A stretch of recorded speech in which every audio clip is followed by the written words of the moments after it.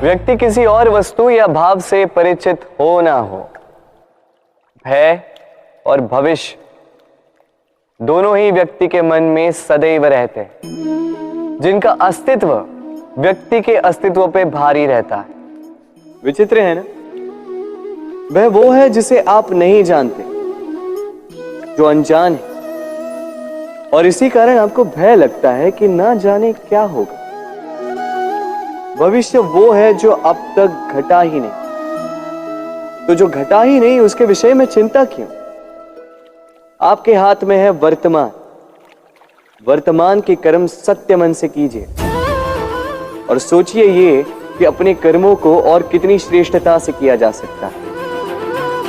इसलिए आप विश्वास कीजिए,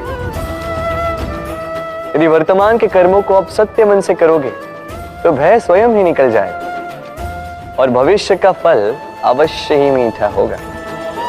इसलिए भय और भविष्य से डरना छोड़ दीजिए, इस वर्तमान को जी। जीवन में हम कई लोगों से मिलते हैं। आप भी ऐसे कई लोगों से मिले होंगे जिन्होंने स्वयं को असफल मान लिया, निराश हो चुके, जिन्होंने ये स्वीकार कर लिया है कि इस जीवन में उनसे कोई कार्य हो ही नहीं पाएगा, वो कुछ कर ही नहीं सकते, किसी कार्य के वो योग्य ही नहीं। किंतु ऐसा नहीं, इस संसार में ऐसा कुछ भी नहीं है जो योग्य नहीं है। कोई ऐसा अक्षर नहीं है जो किसी मंत्र का भाग ना हो, कोई ऐसी जड़ी बूटी नहीं है जो औषधि ना हो, कोई ऐसा विष नहीं है जो समय आने पर अमृत ना बन जाए। और इसी प्रकार कोई व्यक्ति अयोग्य नहीं होता, उसे अयोग्य बनाती है उसकी सोच। इसलिए स्वयं को जानो, जान जाओगे कि आप क्या हो। अपने अंतर मन को जगाएं। आप देखेंगे कि जिस संसार की नींव ही बनी है आशा से, उस संसार में निराशा, हताशा और हार जैसा कोई भाव अस्तित्व ही नहीं रखता। कितना सुंदर पुस्तक है, सुंदर आवरण है, सजाए हुए पृष्ठ है।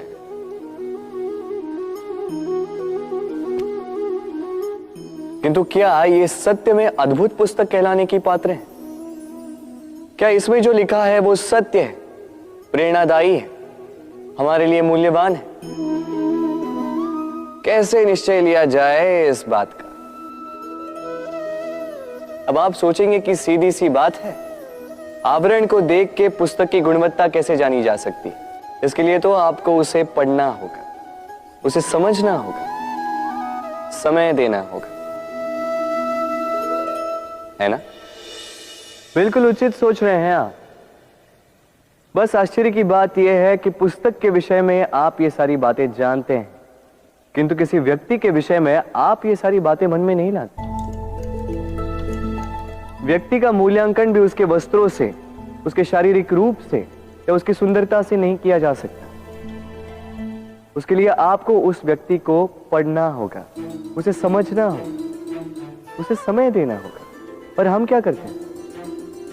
पहनावे, रंग, सुंदरता को देखकर आकर्षित हो जाते हैं, उसे प्रेम समझ बैठते हैं और आए दिन कोई ना कोई ये कहते सुनाई देता है कि उसकी प्रेम कहानी सफल नहीं हो पाई, उसे छल मिला।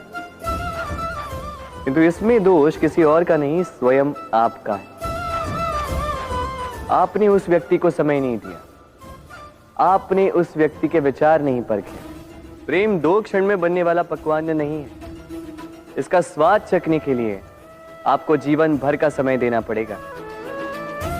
तो समय दीजिए, एक दूसरे के रूप से नहीं, आत्मा से जुड़ी, निश्चित ही मन प्रसन्नता से कह उठेगा,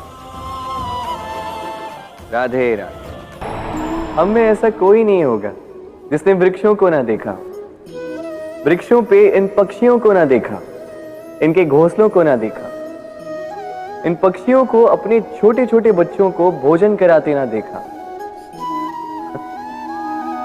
संसार का सबसे ममत्व वाला दृश्य होता है। चिड़िया दूर से अपने चोंच में दाना भरकर लाती, स्वयं भोजन करने में असक्षम संतान की चोंच में डालती है, स्वयं भूखी रहकर निस्वार्थ निश्चलता से। और जब संतान के पंख निकल आते हैं, वो उसे उड़ना सिखाती और उसके पश्चात उसे स्वतंत्र कर देती है अपना जीवन जीने के लिए, इस आकाश में उड़ान भरने के लिए। और हम मनुष्य क्या करते हैं? जिस संतान को हम पंछी की भांति पालते हैं, उसके पंख निकलते ही हम उसे बांध देते हैं, ये सोच के कि कहीं वो दूर उड़कर न चली जाए। ऐसा नहीं कि इस स्थिति में माता पिता को संतान से प्रेम नहीं है, अवश्य, किंतु इसमें प्रेम पर मोह भारी पड़ जाता है, जो स्वयं अपने और संतान के भविष्य के बीच में बाधा बन जाता है। हम ये भूल जाते हैं कि हम केवल जन्मदाता हैं, भाग्य विधाता नहीं।